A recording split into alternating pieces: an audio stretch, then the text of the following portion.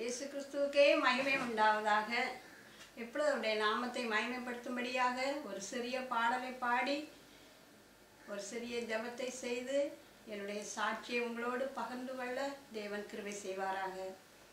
துதிப்போம் அல்லேலூயா பாடி மகிழ்வோம் மகிபனை போற்றி. மகிமை தேவ மகிமை தேவ தேவனுக்கே மகிமை. அல்லேலூயா மகிமை தேவ மகிமை தேவ தேவனுக்கே மகிமை. துதிப்போம் அல்லேலூயா பாடி. ஜெபம். உங்களை நேசிக்கிற அன்பின் தகப்பனே, உங்களை நன்றியோடு துதிக்கிறோம் அப்பா. தகப்பனே, நீர் மகத்துவமானவரப்பா, சர்வ வல்லவரப்பா. உங்களையே வாழ்க வாழ்க என்று போற்றுகிறோம் அப்பா. இருக்கிறவரும் இருந்தவரும் வருகிறவருமாய் இருக்கிறவரே உங்களை துதிக்கிறோம் அப்பா. முந்தினவரும் பிந்தினவரும் உயிருள்ளவருமாய் இருக்கிறவரே உங்களை துதிக்கிறோம் அப்பா. அல்பாவும் ஒமேகாவும் ஆதியும் அந்தவுமானவரே உங்களை துதிக்கிறோம் அப்பா. மரித்தேன் ஆனாலும் இதோ சதா காலங்களிலும் உயிரோடு இருக்கிறேன் என்று சொன்ன தகப்பனே, உங்களை நன்றியோடு துதிக்கிறோம் அப்பா. இந்த நாளிலும் தகப்பனே அப்பா, உங்களுடைய வசனத்தை தியானித்து கேட்கிறவனும் உணர்வுமாயிருந்து 60ஆகவும் 30ஆகவும் 100ஆகவும் பலன் கொடுங்கள் என்று சொன்னீங்க ஏசப்பா.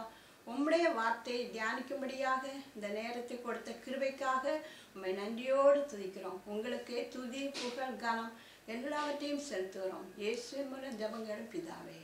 நாளிலும் என்னுடைய சாட்சியை உங்களோடு பகிர்ந்து கொள்வதற்கு முன்பதாக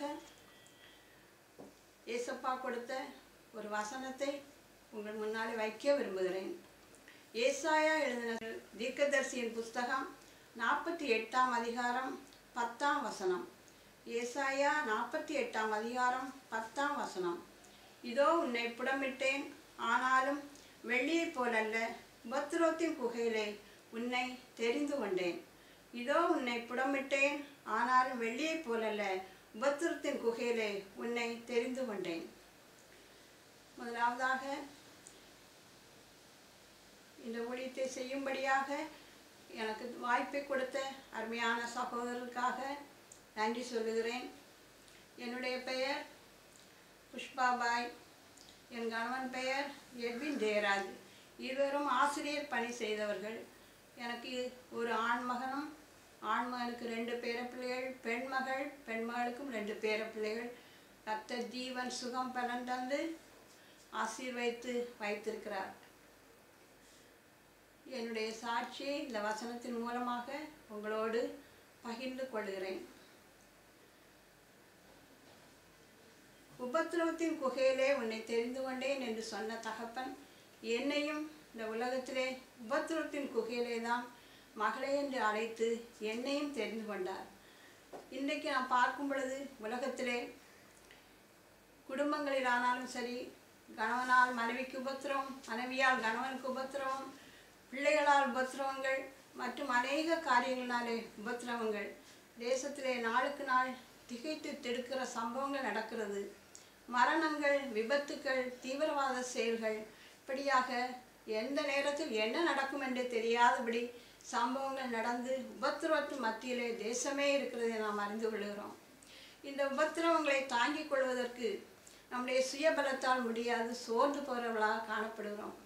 ஆகவே பரிசுத்த ஆவியானவருடைய உன்னத பலன், பரிசுத்த ஆவியானவர் நம்மோடு கூட இருந்தால் மாத்திரமே இந்த உபத்திரவங்களை நம்மால் சகிக்க முடியும், தாங்கிக் கொள்ள முடியும்.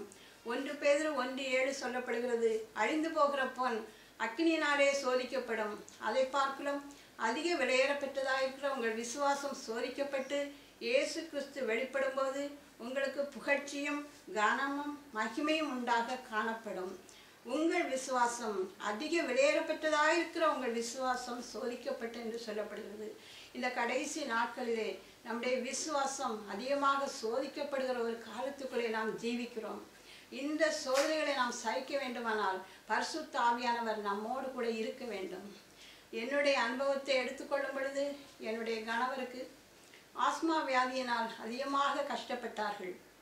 எத்தனையோ ஆஸ்பத்திரிகளை நாங்கள் சென்று கிட்டத்தட்ட தமிழ் மருந்து, இங்கிலீஷ் மருந்து என்று 10 ஆஸ்பத்திரிகளுக்கு சென்று நாங்கள் ஆஸ்பத்திரியில் மருந்து மாத்திரை வாங்கி சாப்பிட்டும் சுகம் கிடைக்கவில்லை. பரம வைத்தியராகிய இயேசு மாத்திரமே அவளுக்கு சுகம் கொடுக்க முடியும் என்று அறிந்து இயேசுவை உறுதியாக நான் பிடித்து கொண்டேன். அவர்கள் சோர்ந்து போனாலும் இயேசுவை நான் விடாமல், என்னுடைய சரீரத்திலே பலவீனம் இல்லாவிட்டாலும் அவர்களுக்காக நான் மன்றாடி வந்தேன். இன்றைக்கும் குடும்பங்களிலே பிள்ளைகளுக்கோ கணவருக்கோ சுகமில்லை என்றால் நாம் சும்மா இருக்காதபடி அவர்களுக்காக, மனைவிக்காக கணவனும், கணவனுக்காக மனைவியும், பிள்ளைகளுக்காக பெற்றோரும் ஜெபிக்கும் பொழுது இயேசு நிச்சயமாக ஒரு அற்புதத்தை செய்ய வல்லவராய் இருக்கிறார். அப்படியாய் நான் ஜெபித்து கொண்டிருக்கும் பொழுது பரிசுத்த ஆவியானவருடைய கிருபையை நாம் பெற்றால் மாத்திரமே நாம் இந்த உலகத்திலே பரிசுத்தமாய் வாழ்ந்து அவருக்கு பிரியமாய் நடக்கும்போது மாத்திரமே அவரை தரிசிக்க முடியும் என்று நான் அறிந்து, இதயத்தில் சுத்தமுள்ளவர்கள் பாக்கியவான்கள், அவர்கள் தேவனை தரிசிப்பார்கள் என்ற வார்த்தையின்படி இந்த பரிசுத்த ஆவியானவரை நாம் எப்படியாவது நம் இதயத்தில் வாசம் பண்ண வைத்து சோர்ந்து போகிற நேரங்களிலே நாம் பலவீனம் பெற்றுக்கொள்ள வேண்டும் என்ற ஒரு வாஞ்சையோடு 4 வருடங்களாக இந்த பரிசுத்த ஆவியானவரை பெற்றுக்கொள்ள வேண்டும் என்று மிகவும் ஊக்கமாக ஜெபித்து கொண்டே இருந்தேன்.